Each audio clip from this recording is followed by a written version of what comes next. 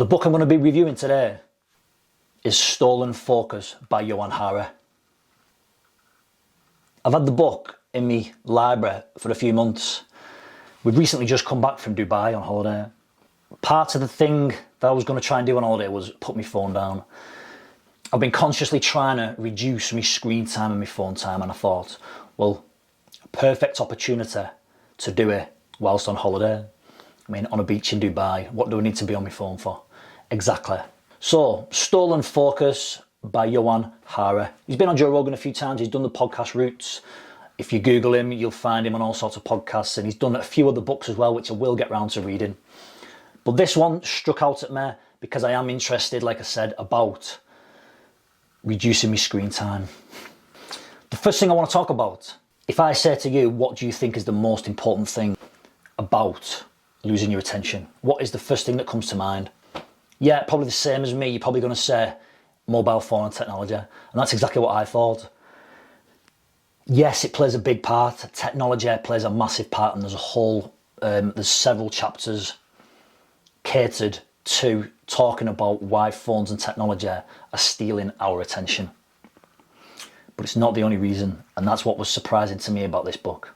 So other things that go into stealing our attention, and you may be surprised by a few of these: stress, pollution, flow states, work and burnout, and when it comes to children, free play, which has a link to adult in mind wandering. I'm going to get onto that because that was fascinating. But stress. So first of all, my idea of just going cold turkey on holiday, it might have been sustainable on holiday for a week. But as Johann talks about in the book, he tries it himself, going cold turkey, and it doesn't work. You're destined for failure. And why is that? Well, it's because it's a societal issue. Technology, mobile phones, it can't be solved at a problem at the individual, because these technologies are designed to steal our attention. They're designed to keep us hooked, inducing all the chemicals in our brain like dopamine, pleasure centers, all this kind of stuff. We're destined for failure. So to solve the problem, it's got to be done at a society level. So me just reducing my screen time and staying off my phone, how would I ever communicate with people? How would I run a business? It's hard because everybody else is still embracing technology. So just going cold turkey may work for a short spell of time. However, eventually you are going to end up being back on your phone. So, stress. The reason why stress is stealing our attention, lifestyle basically. Lifestyle, lack of sleep, lack of exercise, stressful jobs, stressful relationships. All this is stealing our attention and stopping us from being able to concentrate on stuff that we find important. I mean, from a personal standpoint, I do struggle sometimes watching films, concentrating on films for a long period of time. I never used to be like that. Flow states, we're not doing meaningful enough activities that are meaningful, personal to us. Activities that are going to enable us to get into what is known as a flow state. They could be defined as activities that you do for the sake of doing the activity. So for example, painting. Painting isn't about the finished article, painting is about the act of painting. Reading, the act of reading, you get into a flow state. Once you get into a good book, time just passes you by. I get into a flow state when I'm doing martial arts training, jiu-jitsu. Listening to music, playing music, all these things get us into our flow state. That is one thing that is stopping our attention, according to the book. Work and burnout. We're in lives, we're in jobs that we necessarily aren't thriving in because they're not stimulating enough. Yes, it is difficult if you're in that circumstance where you need to work to pay your rent, pay your bills. But that's where these other aspects can come into it: reducing stress, training, getting out in nature. Another thing is the work life that we have. In the book, Johann talks a great deal about how the actual working week came into fruition, how we started working, 5 days a week. It used to be 6 days a week, then it got reduced. There's an argument that a 4-day week, studies have shown that a 4-day week would still bring out the same efficiency and tasks would still get done. However, that extra day off would give individuals a chance to spend time with their families, do activities that would allow them to get into these flow states and live a meaningful life. So children and free play, I'm going to expand more on this shortly, but children are no longer allowed really to have this free play time. I don't know what it's like where you live, but you see lunchtime and break times with kids in the school playground. They don't have that free play. It's all quite structured. They're not promoted to just go and explore and enjoy themselves. We was always out playing football, even though I was shit at it. Playing tick, whatever you used to play, it's not really promoted anymore. Especially kids don't spend much time outdoors when you come home because of the perceived threats and dangers outside in society now. Few fucking wrong uns knocking about. Children aren't allowed really to go and play outside for long periods of times, exploring the woods, for fear of these unfortunate things happening and dangerous people knocking about. But that is stopping. Children solving problems themselves and working out things themselves. Everything's too structured and they're not given this free play, which was an interesting aspect of the book. Now I will talk about the adult version of that, which is mind wandering. I'll come back to that.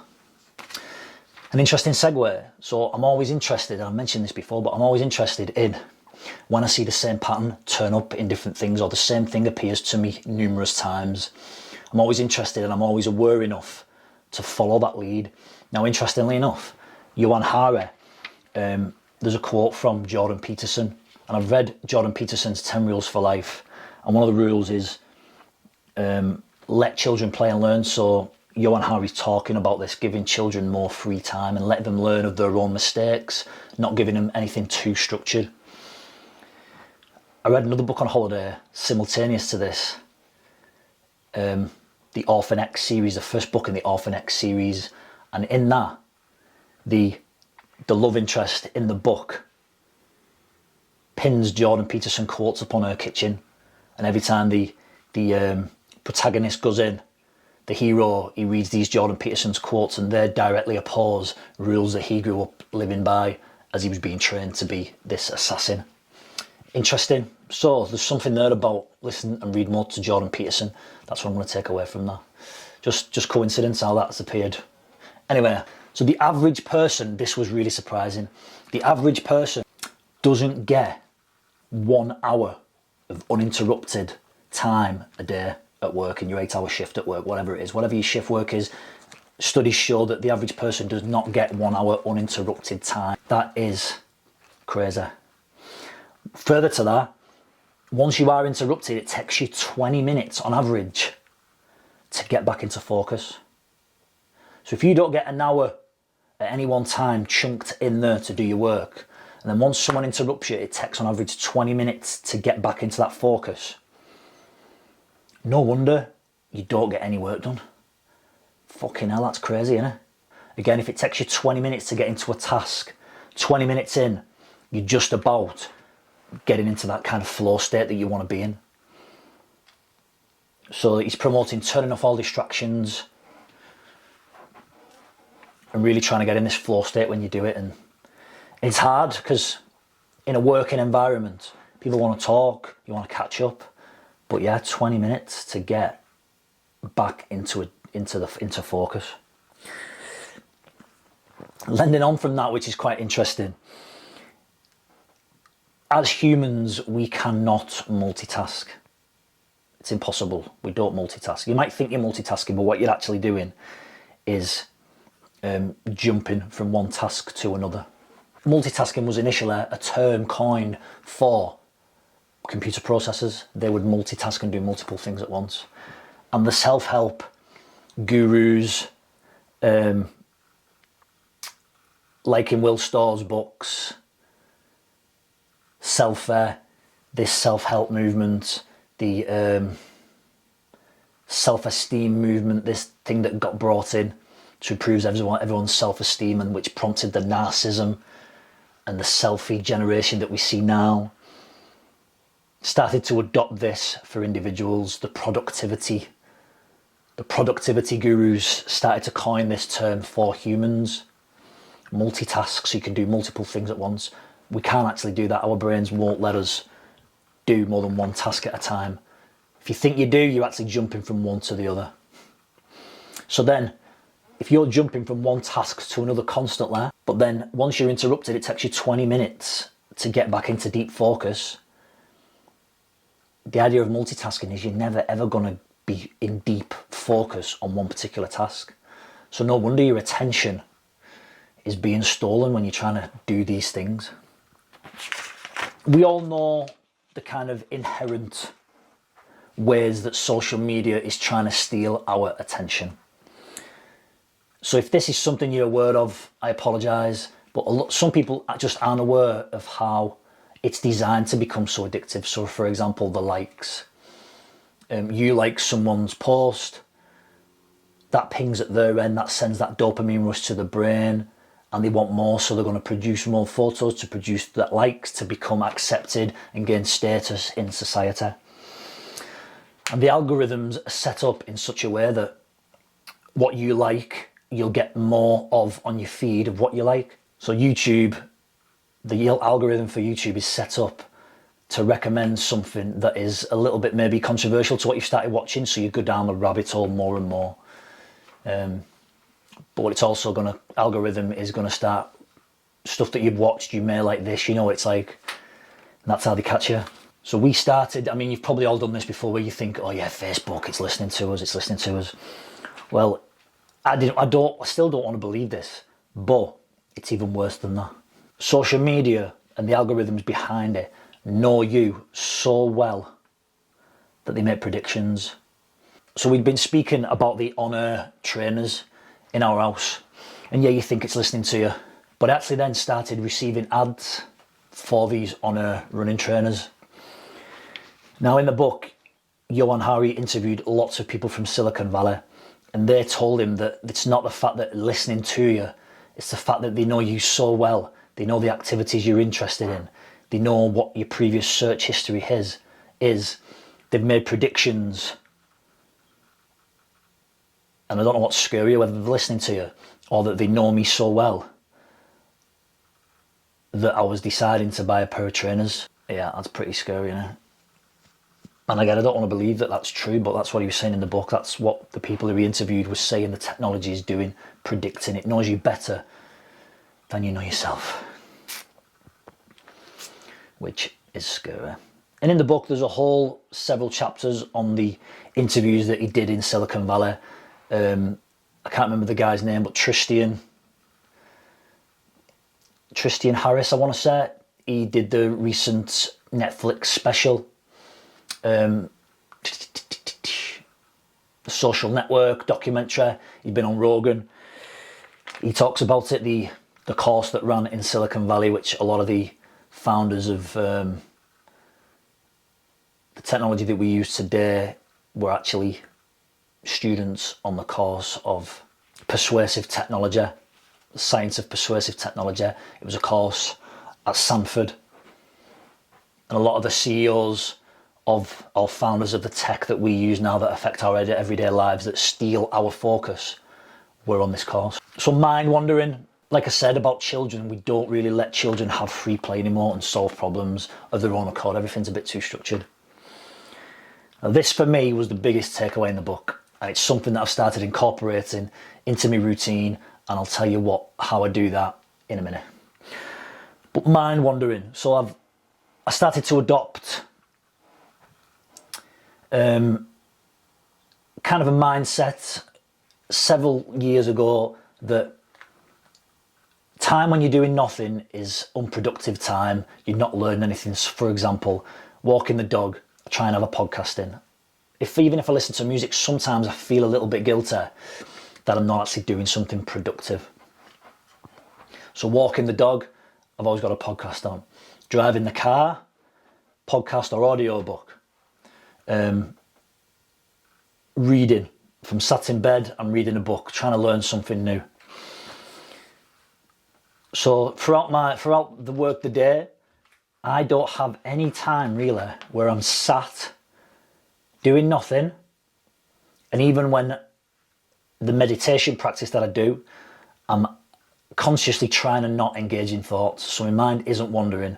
I'm concentrating on the breath. I'm being mindfulness, not engaging in thoughts, not giving thoughts energy. Now, interesting studies in the book actively encourage periods of time during the day where your mind is allowed to wander freely. So for example, walking the dog. Letting your mind wander, allowing one thought to engage in the next thought, allowing your mind to wander and process information. It's good for working problems out. How many times have you stood in the shower, subconsciously cleaning yourself, bathing yourself, and then light bulb moment has gone off and something's come back either that you're trying to work out 3 days ago, or that a problem's come out and you think, I'm going to give that a go. So it's good for creativity, good for working out problems, but very few people actually have allocated time in the day where they're sat doing nothing, letting the mind wander. Again, on holiday. So I'm reading this book on holiday and it's telling me about these mind wandering things, but lying in the sun, just chilling out, I always had to be reading. I was either trying to go to sleep or reading a book, listening to a podcast. So started actively like sitting there for periods of time and just watching what was happening around me and letting my mind wander. And I actually started to come up with some really good ideas. How to grow my business, how to grow this podcast and other things.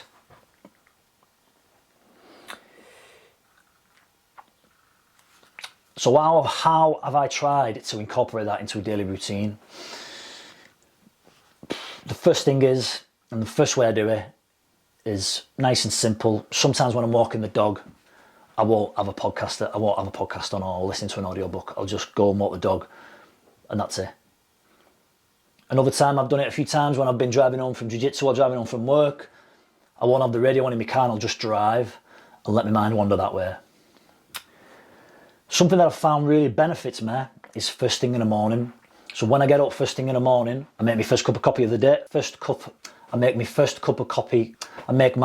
cup of coffee of the day. And I sit there in the living room and I have my cup of coffee. And that is my half an hour, 20 minutes of mind wandering. I just let my mind work out what I've got to do for the day, think about the structure of the day, what's happening, I've got to do X, Y, and Z, classes tonight, and naturally your mind starts to wander. And then I go with it.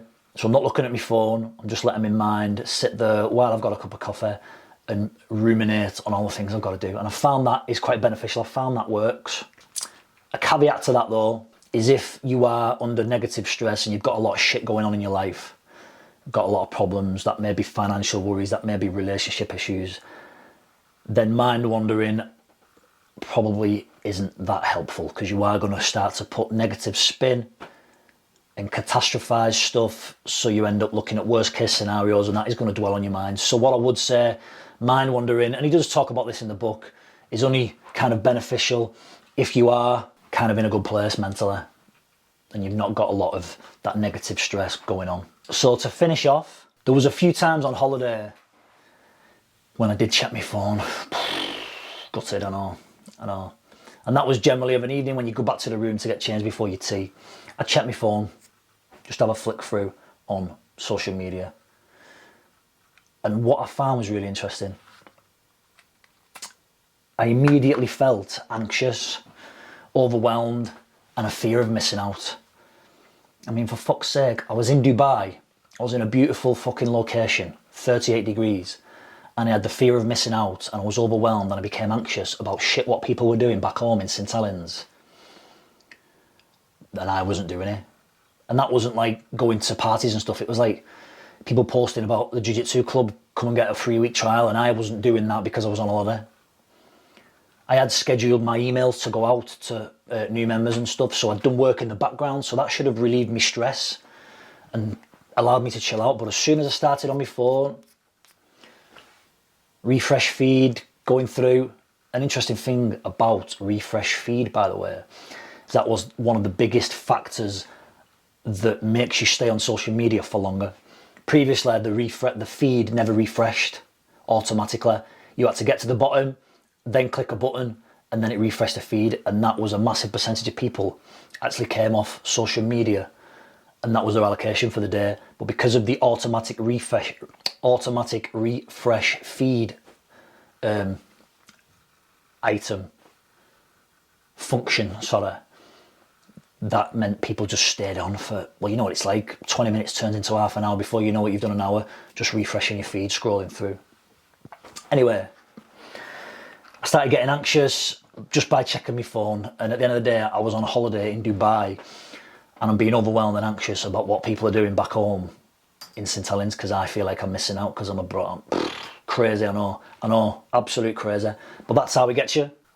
So I was on holiday, I read 3 books, my wife read a load more books, I chilled out,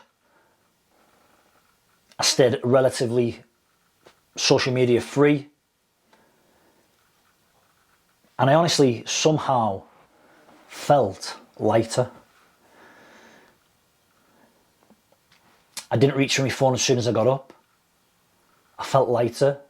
I wasn't constantly just staring on my phone, and when we got to the airport on the way home, waiting for our gate to open, I was watching people sitting there, and everybody was just on the phone. I know that's what we're like, that's society now, innit? And people have made the same observations as well. But we are being sucked in. There's a lot of things going on that is ultimately stealing our focus. And it's a great book. It really opened my eyes to some of the reasons, and not just social media, but other reasons why we struggle to maintain our concentration. The mind wandering was massive for me. Getting into flow states, and I recommend you read this book. Shout out to Michael Reynolds. I am going to give this book a 9 out of 10. So I recommend that you read it, and it may just get you to question and look at things in your life that you do that may be hampering you being able to focus on what is truly important. I'll leave you with that. Enjoy, and I'll see you soon.